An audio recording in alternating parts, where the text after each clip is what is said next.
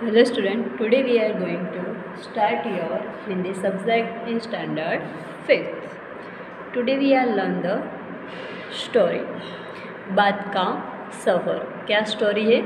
बात का सफ़र. Okay, let we start. Web camera,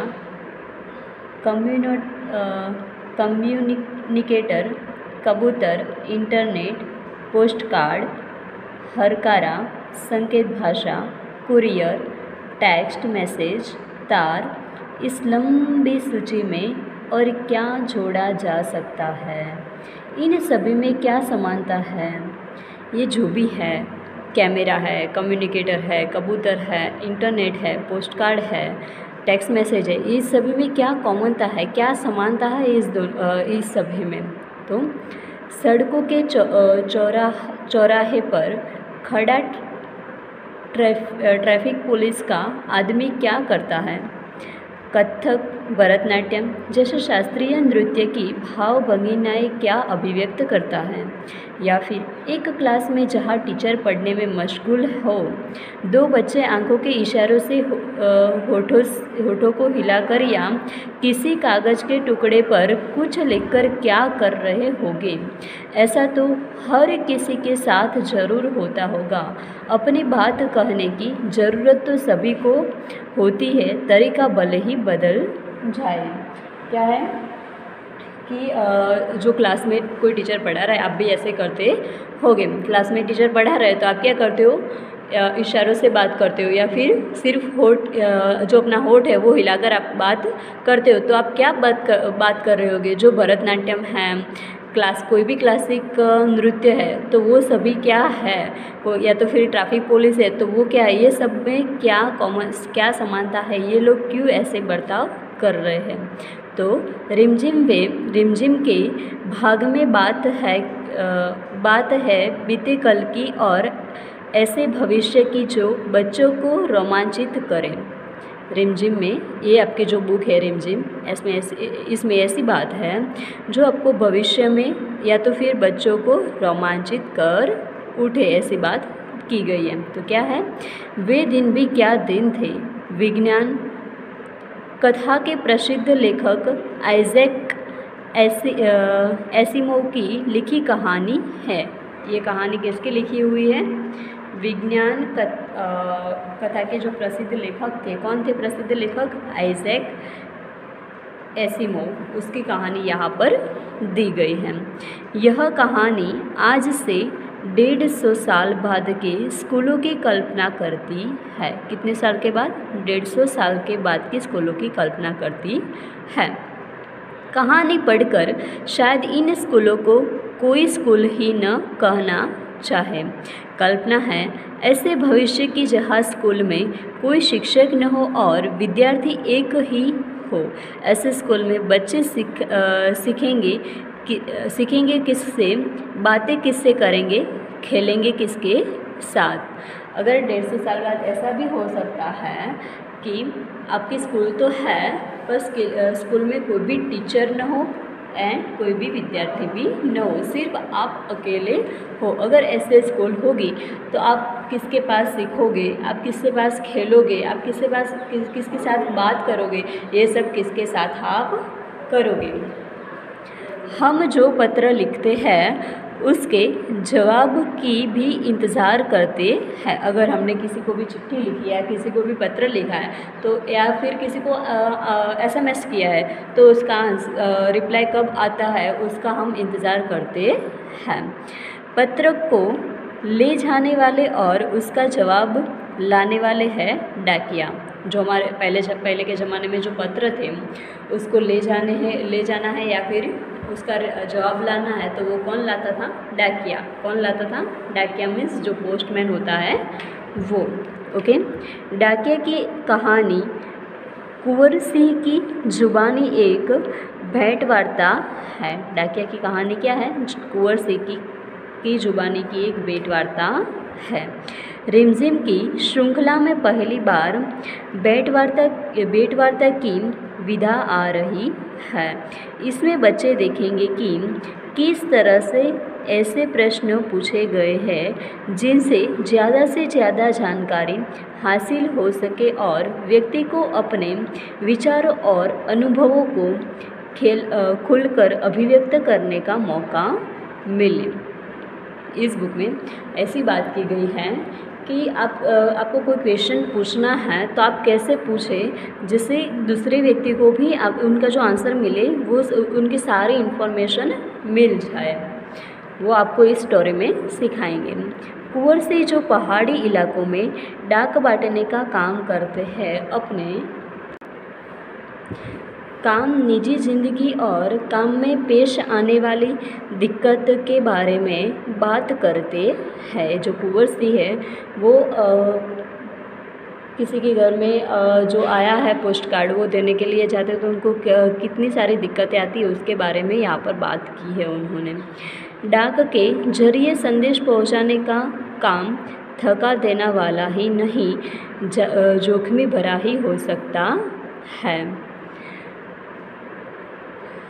जो हमें एक दूसरे के घर जो चिट्ठी आती है या कोई संदेश आता है उसको ले जाना या देना, ये सिर्फ ऐसा नहीं है कि थका देना वाले काम है, फिर जोखिम वाला भी ये काम है। चिट्ठी का सफ़र एक ऐसे सफ़र पर ले जाएंगे जो अतीत और वर्तमान के संदेशवाहक की झलकियाँ देगा। संदेश पहुंचाने की ज़रूरत इंसानों को हमेशा से रही है। आज डाक का क्षेत्र बेहद फैला हुआ है। जो पोस्टमैन आता है उनका क्षेत्र मीन्स एरिया बहुत फैला हुआ है। समय के साथ यह तकनीकी भी हो गया है। कुछ दशकों पहले तक संदेश कुछ दिनों में पहुंचता था और आज पलक झपकते ही अपनी बात का हम सेकंडों मील दूर तक पहुंचा सकते हैं। पहले क्या होता था, जब हम पोस्ट कार्ड देते थे तो क्या होता था, उनमें कई दिनों कितने महीने भी लग जाते थे, पर अब तो क्या होता है, विदिन ए सेकेंड में उसका आंसर हमें मिल जाता है। अपनी बात किसी तक पहुंचाने का तरीका समय के साथ बदलता रहा है। पहले भी ऐसा ही था, संदेशा तो जाता ही था, पर कैसे था, पोस्ट कार्ड से जाता था, पर अब उसके समय के साथ साथ वो भी बदल गया है। समय के साथ साथ संप्रेषण और संचार के माध्यमों में बदलाव आया है। इन माध्यमों को इस्तेमाल अलग अलग उद्देश्यों के लिए समाज के विभिन्न वर्गों के लिए हुआ है। ये जो भी माध्यमों हैं उनके जो उद्देश्य है वो समाज के लिए विभिन्न वर्गों के लिए हुआ है। ओके, एक माँ की बेबसी मन को छू लेने वाली कविता है। कवि पाठक को किस तरह से प्रभावित करती है यह पाठक के अनुभव पर निर्भरित करेगा। एक माँ की बेबसी जो है वो क्या है, कविता है, और ये बहुत प्रभावशाली है। यह कविता एक ऐसे बच्चे के बारे में है जो बोल नहीं सकता।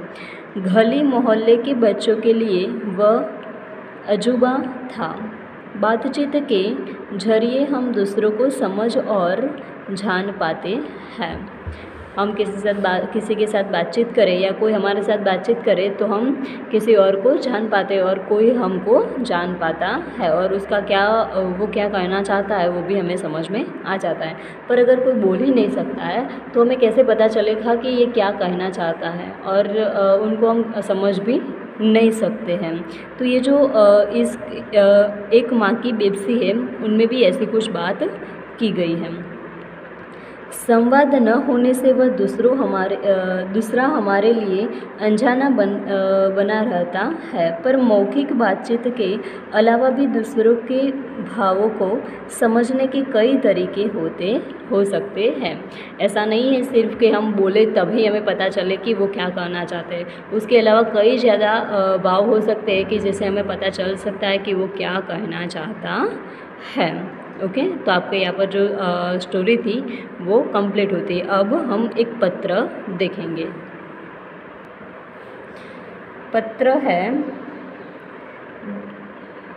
ब्लॉक न्यूयॉर्क 20 मार्च 1995। प्रिय नित्या। ओके, आपको भी किसी को पत्र लिखना है तो ऐसे आप लिख सकते हो। तुम्हारा 17 जनवरी का पत्र मिला। तुम प्रतियोगिताओं में भाग ले रही हो।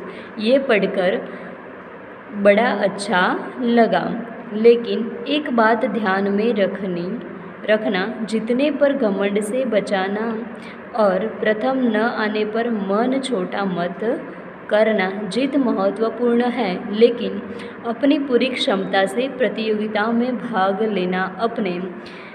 भाग लेना भी अपने आप में एक उपलब्धि है। क्या कहा है इसमें कि जो उनकी फ्रेंड थी उन्होंने प्रतियोगिता में पार्ट लिया था, तो उनकी फ्रेंड उनको क्या सलाह देती है कि तुमने भाग तो लिया है, पर जो तुम्हारा पहला नंबर आ जाए तो आपको घमंड नहीं करना है। अगर आपका पहला नंबर नहीं आया तो आपको मन छोटा भी नहीं करना है। क्यों? क्योंकि जीत हमेशा किसकी होती है? जो महत्वपूर्ण लोग होते हैं उनकी ही जीत होती है। मतलब हमने जो पार्ट लिया है वो भी महत्वपूर्ण ही है, इसलिए कभी भी मन छोटा नहीं करना चाहिए। तुमने सेंटेंस एवं डॉलर की फरमाइश की है, ज़रूर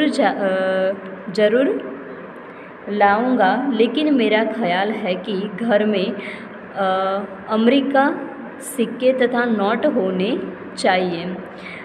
अस्मिका, दाखिला तुम्हारे स्कूल में हो गया, ये अच्छा हुआ। अब तुम्हें एक दूसरे से भिड़त और स्नेह का आदान प्रदान करने के लिए शाम का इंतज़ार नहीं करना पड़ेगा। अस्मिता का अंग्रेजी लहजे में बोलने का शौक बुरा नहीं है। क्या कहता है कि जो अस्मी है उनको तुम्हारे स्कूल में एडमिशन जो मिल रहा है वो बहुत अच्छा हुआ। अब तुम दोनों में जो कन्वर्सेशन जो बात हो रही थी वो बात करने का वेट शाम तक नहीं करना पड़ेगा, आप स्कूल में ही कर लोगे। और अस्मिता का जो इंग्लिश लैंग्वेज में जो बोलना है वो उनकी इच्छा है, तो वो बुरी बात भी नहीं है। बस यही एहतियात ये रखो कि हिंदी बोलो तो हिंदी, अंग्रेजी बोलो तो अंग्रेजी। हर वाक्य में दो भाषा की खिचड़ी की निशानी है। क्या है कि जो आप हिंदी बोलो तो हिंदी ही बोलो सिर्फ, और इंग्लिश बोलते हो तो इंग्लिश ही बोलो। अगर दोनों को मिक्स नहीं करना है, क्योंकि आपको खिचड़ी पकानी नहीं है, इसीलिए आपको दोनों को मिक्स नहीं करना है। सिर्फ यदा कदा तालमेल होना चाहिए। यहाँ बर्फ़ पिघल गई है, बसंत आने को है।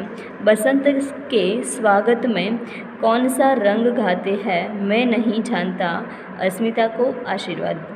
सस्ने नरेंद्र नाथ। तो आपका यहाँ पर जो लेटर था वो कंप्लीट हो जाता है। अब जो हमारा नेक्स्ट लेसन है वो हम नेक्स्ट वीडियो में देखेंगे। ओके।